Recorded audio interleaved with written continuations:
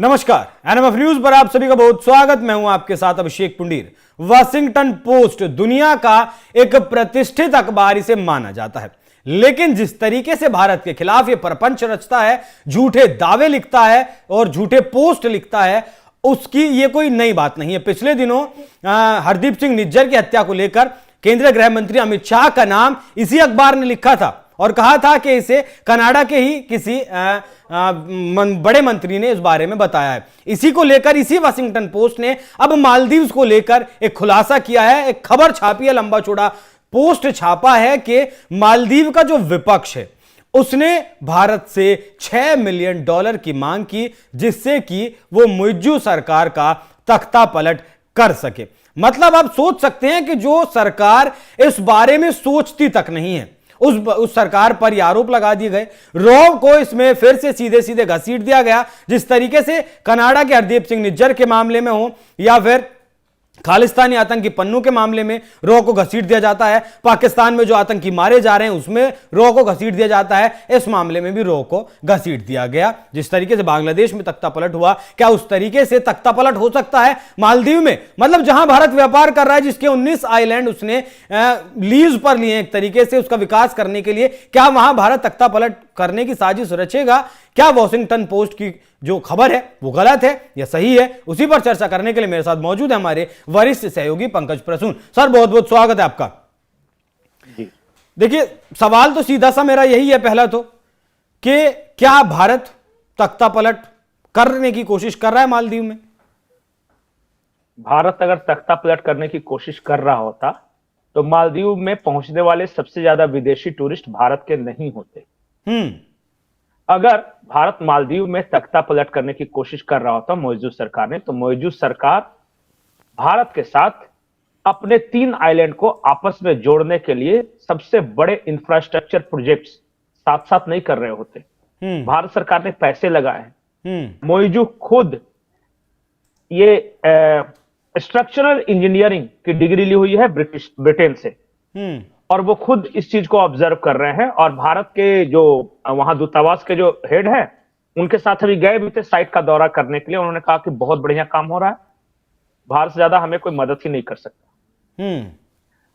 अब बताइए, जिस सरकार का भारत तख्ता पलट कर रही है उस सरकार को अच्छा, इसका दूसरा पहलू भी मैं समझने की कोशिश करूंगा सर।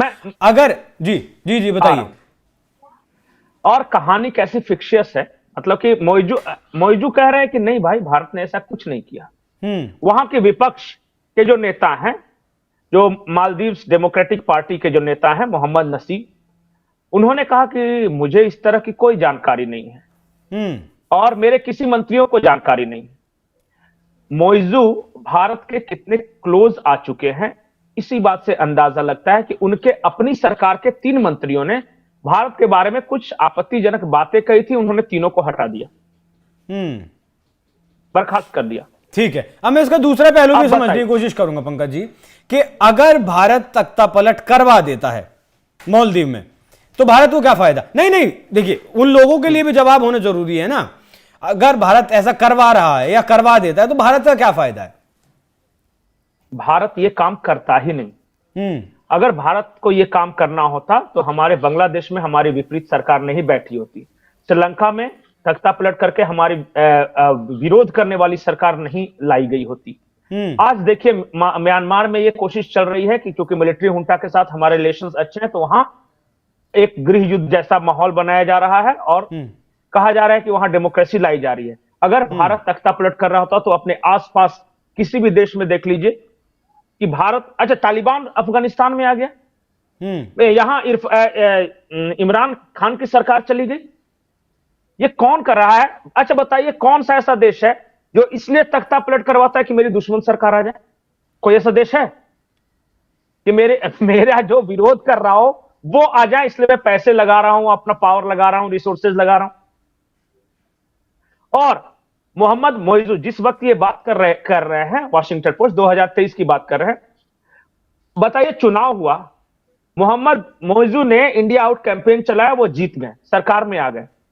ऐसा कैसा तख्ता पलट किया भाई कि हमारे जो विरोध में थे वो आ गए। हालांकि उसके बाद बहुत कुछ हुआ, ये चाइना भी गए, वहां से भी एग्रीमेंट कुछ करके आए, टर्की गए, अंकारा गए, कुछ मिला नहीं, तो भारत भी है, भारत के साथ दोबारा रिश्ते ट्रैक पे आ गए हैं। पोस्ट कोविड ये सबसे बड़ा जो टूरिस्ट जत्था पहुंचा है वो भारत का पहुंचा है वहां, और उनकी पूरी इंडस्ट्री चल रही है इसी से। और ये नाम किसका ले रहे पता है वॉशिंगटन पोस्ट वाले? ये कह रहे हैं कि मोइजू ने ही हमें वो डॉक्यूमेंट्स प्रोवाइड कराया। अब मोइजू कह रहा है कि ये मैंने कब किया भाई? और ये नाम किसका ले रहे हैं? एक्स रॉ ऑफिसर जो कि वाशिंगटन में डीसी में रहता है, और वो इंडियन कॉप था, हॉर्मिस थरकन। और वो, हाँ, उन्हीं के बारे में कह रहा है, मैं नाम नहीं लेना चाहता था। वो अमेरिकी दूतावास में मिलते हैं और वो ब्राइब देने की कोशिश करते हैं 40 सांसदों को और 10 सीनियर आर्मी पर्सनल्स को, और फिर बड़े बड़े पुलिस ऑफिसर्स को। ये मालदीव के जो वहां का जो ये है रुपया बोलते हैं उसको, वहां की जो करेंसी है RUFIYAA है, 87 मिलियन रुपया ये खर्च कर रहे हैं, जो कि भारतीय करेंसी में मतलब अमेरिकी डॉलर में 6 मिलियन अमेरिकन डॉलर होता है। 87 मिलियन रुपीज उनका 87 मिलियन रुपीज अमेरिकी डॉलर में आप कैलकुलेट किया तो 6 मिलियन रुपया होता है, मतलब 6 मिलियन डॉलर होता है, सॉरी। अब ये सब कुछ कर दिया भारत ने, पैसे भी दे दिए, वहां के सांसद भी नहीं बिके, और चुनाव हुआ जो जिन 10 सीनियर आर्मी ऑफिसर्स को जो ब्राइब किया गया वो मोइजू के समर्थन वाली सरकार बनाने में उन्होंने सहयोग भी कर दिया। मुझे क्या लगता है पता है, मैं ईमानदारी से, गैरी सिंह ये है पत्रकार जो वाशिंगटन पोस्ट में ये लिखते हैं, माफ कीजिएगा, अमित शाह का नाम लेने वाला जो पोस्ट था इन्होंने लिखा था। उसके बाद इन्होंने बांग्लादेश में तख्ता पलट के बाद भारत के कैसे खराब हो रहे हैं संबंध, चाइना से कैसे खराब हो रहे संबंध, पाकिस्तान से भारत के रिश्तों में कैसे पड़ रही है दरार, और आज न कल अफगानिस्तान का तालिबान भारत पे हमला जरूर करेगा, ये इनके आर्टिकल्स। गैरी से is nothing but a India hater, जो कि आज वाशिंगटन पोस्ट में काम कर रहा है, ये भारत में ही रहता है। और उस सीरीज में इसने एक और आर्टिकल लिख दिया, क्योंकि ईयर एंडर के लिए साउथ एशिया से कोई इसे स्टोरी मांगी गई होगी। अब ताइवान वाली स्टोरी बिक नहीं रही है, क्योंकि अब दुनिया इंटरेस्टेड नहीं है ताइवान और चाइना वाले कॉन्फ्लिक्ट में। ऐसे भारत बांग्लादेश वाला जो प्रोजेक्ट लगा होगा कि एक स्टोरी हो सकती है, लेकिन देखा हो कि अब तो वो हो गया, मतलब तो तख्ता पलट हो गया, अब उसमें बहुत ज्यादा हैपनिंग नहीं है। तो क्या करूं, तो इसने बैठे बैठे एक कहानी रची है, और एक पॉलिटिशियन का नाम लिया है गोवा के, सोल्वियर रोड्रिगेज हैं, वो बीजेपी के विधायक हैं, उनका नाम लिया कि वो शामिल था। वो बेचारा गोवा में रह रहा है, और उन्हें पूरा लंबा चौड़ा अपने ट्विटर पे लिखा है कि मतलब कि ये तो बहुत गैर जिम्मेदाराना है और सू करना चाहिए ऐसे, लेकिन ये भाई साहब लिखते रहते हैं। इनका एक ही मकसद है कि भारत को इसके पड़ोसियों से कैसे लड़वा दिया जाए, इस तरह की रिपोर्ट छाप के, और कैसे अमेरिका के साथ संबंध खराब किए जाए। इनको पता है कि नहीं इनकी एक कहानी और, अभी अमेरिका के नेशनल सिक्योरिटी एडवाइजर भारत आने वाले हैं, और अमेरिका के नेशनल सिक्योरिटी एडवाइजर ने कहा कि भारत के साथ हमारे संबंध बहुत दोस्ताना है। अब इन्हें इनके पेट में दर्द कि अमेरिका के नेशनल सिक्योरिटी एडवाइजर ने भारत के साथ संबंध दोस्ताना क्यों बता दिया। अब उसके लिए अपने ट्विटर पे कुछ ना कुछ ये लिखते जा रहे हैं। जेक सुलिवन है, वो आ रहे हैं भारत अभी, और वो एस जयशंकर के साथ मुलाकात करेंगे, जी डोभाल जी के साथ मुलाकात करेंगे। मतलब कि भारत राइज कैसे कर रहा है, भारत के संबंध बाकी देशों के साथ अच्छे कैसे हैं, भारत किसी के साथ युद्ध क्यों नहीं कर रहा है, इनकी सबसे बड़ी समस्या ये है। और वाशिंगटन पोस्ट में लिखते रहते हैं। और एक मैं और महत्वपूर्ण बात बताता हूं, वाशिंगटन पोस्ट या इस तरह न्यूयॉर्क टाइम्स या जो इस तरह विदेशी अखबारों है ना, वो कहा जाता है कि उनके पत्रकारों को हैवी पैसे भी दिए जाते हैं इस तरह की बात लिखवाने के लिए। हाँ, पैकेज दिए जाते हैं, और कौन पैकेज दे रहा है, क्यों पैकेज दे रहा है, ये समझना आसान है, क्योंकि हमने डीप स्टेट्स पे इतनी बातें कर ली है, या ओवरसीज फ्रेंड्स ऑफ कांग्रेस और सैम पित्रोदा पे इतनी बातें कर ली है, और अब तो Pakistan overseas friends of Pakistan भी वहां बन गया है। तो कौन दे रहा है मुझे नहीं पता, लेकिन जिस तरह इनका मतलब कि भारत के विरोध में एक एक करके आर्टिकल आ रहा है, और बहुत जल्दी जल्दी आ रहा है, तो वॉशिंगटन पोस्ट की आपने कहा प्रतिष्ठित अखबार है, आई एम सॉरी, मैंने कहा दुनिया की नजर में, अपनी नजर में नहीं कहा मैंने कहा दुनिया की नजर में। नहीं, दुनिया की नजर में भी नहीं है। ब्राजील की सरकार ने इसके खिलाफ एक्शन लिया हुआ है। तो डोनाल्ड ट्रंप खुद अमेरिका के जो राष्ट्रपति होने वाले हैं, उन्होंने इस अखबार के बारे में क्या भला बुरा नहीं कहा, बोला कि ये गार्बेज तक इसे कह दिया था डोनाल्ड ट्रंप ने। एक भी ऐसी सरकार नहीं है जिसने वॉशिंगटन पोस्ट को अच्छा बताया। ये hardcore leftist, anti America, anti nationalist लोग हैं, और उन्होंने चुन के भी वैसे ही लोगों को रखा है हर जगह। इसलिए I am sorry, the Washington post प्रतिष्ठित अखबार हुआ करता था 90 के दशक में, उसके बाद से इसके रीडरशिप में डायरेक्ट लगातार कमी आ रही है। एक वक्त ऐसा आया था कि ये बंद होने के कगार पे था, और आज इसकी कोई क्रेडिबिलिटी नहीं है। ठीक है दुनिया की नजर में और अमेरिका की नजर में। आखिरी सवाल सर, आखिरी सवाल। सबसे पहले श्रीलंका, फिर पाकिस्तान, नेपाल में नहीं पता क्या कुछ हो रहा है, बांग्लादेश, म्यांमार अशांत है। नेपाल में भी हुआ है, नेपाल में भी हुआ है। केपी शर्मा ओली की सरकार नेपाल में हो चुका है, उसके बाद बांग्लादेश गया, म्यांमार की हालत खराब है।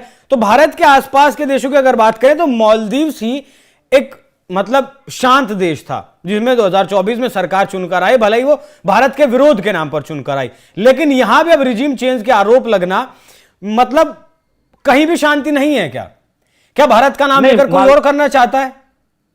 नहीं, मालदीव में भी एक बार तख्ता पलट हुआ है। इस बार जैसे तख्ता पलट हुआ था, फिर बाद में आर्मी ने वहां कू किया था, उसके बाद भारत के सहयोग से ही डेमोक्रेटिक सरकार, मालदीव डेमोक्रेटिक पार्टी की सरकार बनी थी, और वो अच्छे से चली भी, तब इलेक्शन हुआ, तब मौजूद हुआ है। उससे पहले किया था वहां, और वहां भी इसी तरह नाम आए थे, अमेरिकन डीप स्टेट। भारत के आसपास स्टेबिलिटी नहीं होने देनी है, और हर देश में तख्ता पलट करना है, भारत के जो खिलाफ वाली सरकार को एस्टेब्लिश करना है। ठीक है। और देखिए जो चल रहा है वो तो आप देख ही रहे हैं उदाहरण। बिल्कुल। और इसलिए मैं बोलता हूं कि भारत के आसपास सारे देशों में अगर उस तरह तख्ता पलट, अगला नंबर भारत का तो नहीं है सर। मैं ये नहीं कह रहा कि भारत के खिलाफ सरकार आ रही है, भारत के फेवरेबल सरकार आ रही है, नहीं। लेकिन बिना चुनाव के अगर कू करके कहीं भी सरकार पलटी जा रही है तो वो सही चीज नहीं है। नहीं, ये अगला नंबर भारत का तो नहीं है कहीं, भारत ही बचता है इकलौता यहां। नहीं, भारत निशाने पर क्यों है? और इसके लिए बहुत सुंदर आर्टिकल आया है। भारत निशाने पर इसलिए है कि भारत इस साल तक दुनिया की तीसरी सबसे बड़ी अर्थव्यवस्था हो जाएगी। 5वें नंबर पे थे 2023 में, और अभी अभी एक रिपोर्ट आई है, कहा कि चौथे नंबर पे हम आ गए हैं। और इस साल के लास्ट तक, मतलब 2025 के अंत तक हम वर्ल्ड के टॉप 3 इकोनॉमी में होंगे। तो जिन देशों को हमने पीछे किया है उनको अच्छा तो नहीं लगा होगा, नहीं अच्छा तो नहीं लगा होगा। और वो सारे ऐसे देश हैं जो कि अमेरिका के बहुत सहयोगी देश। देखिए, फर्स्ट पे अमेरिका है, सेकंड पे चाइना, थर्ड पे इंडिया है, और बाकी जो उनके सहयोग, जैसे हमने ब्रिटेन को हराया जब 5वें नंबर पे आने के लिए, तो जाहिर तौर पे अच्छा नहीं लगा होगा कि जिस देश पे हमने 100 साल तक शासन किया वो आज अर्थव्यवस्था, मिलिट्री माइट, हर मामले में हमसे आगे चला गया है। तो जाहिर तौर पे एक स्वभाव है, वो अच्छा नहीं लगता। तो इसलिए भारत के आसपास डिस्टरबेंस पैदा करो, और भारत में भी डिस्टरबेंस पैदा करो। भारत में पिछले 2 सरकारें 10-10 साल चली हैं, ठीक है, इतनी स्टेबल सरकारें चलेगी, और एक पॉलिसी कंटिन्यूएशन होगा, तो उन्हें अच्छा नहीं लगेगा। वो चाहते हैं कि कुछ तो गड़बड़ हो भारत में, ताकि भारत डिस्टर्ब हो जाए। ठीक है सर, ठीक है सर, बहुत बहुत धन्यवाद आपका। मालदीव्स को लेकर, मतलब जहां फिलहाल हमारे रिश्ते बहुत स्टेबल हैं, जयशंकर साहब अगर जाते हैं मालदीव्स में तो वो पक्ष के नेता से भी मिलते हैं, विपक्ष के नेता से भी मिलते हैं, कोई दिक्कत नहीं है। 19 आइलैंड भारत ने लिए हैं, जहां भारत सीवेज और सीवर का काम कर रहा है, वो भी चाइना के जवाब में, क्योंकि चाइना ने भी लगभग वहां 33 आइलैंड लिए थे विकास कार्यों के लिए। चाइना जहां है वहां भारत अपनी मौजूदगी दर्ज करवाता है, इन ईच एंड हाउ, किसी भी कंडीशन में वो करवाता है, जिससे कि चाइना का जवाब दिया जा सके। लेकिन अब इस तरह घटिया तरीके के आरोप लगाना, वो भी वाशिंगटन पोस्ट की तरफ से, वो दिखाता है कि जिस तरीके से पंकज जी ने भी बताया कि डोनाल्ड ट्रंप गार्बेज भी उसे कह चुके हैं, तो कहीं ना कहीं वो उस गार्बेज की दिशा में ही जा रहा है। आखिरी लाइन पंकज जी। जी, आखिरी लाइन, अभी जो प्रेजेंट गवर्नमेंट है, मोहम्मद मोइजू की सरकार है, इसमें सबसे ज्यादा इन्वेस्टमेंट अगर किसी देश ने किया है तो वो भारत है। अब अपना इन्वेस्टमेंट भला कौन सरकार डुबाना चाहेगी? रिजीम चेंज करके कौन सरकार अपना इन्वेस्टमेंट डुबाएगी? कोई नहीं डुबाएगी। तो यह सिर्फ एक कपोल कल्पना है, एक साजिश है भारत की छवि को डेंट देने का, जो कि ये लोग नहीं कर पाएंगे, क्योंकि लगातार पिछले 3 साल से 4 साल से हम ले जा रही हैं, लेकिन नहीं कर पाए। थोड़ा बहुत नुकसान जरूर पहुंचाते हैं, लेकिन जो चाहते हैं वो ना तो कर पाए और शायद ना कर पाएंगे। बाकी इस पूरी चर्चा पर क्या कुछ आपकी राय कमेंट कर में जरूर बताएं। धन्यवाद।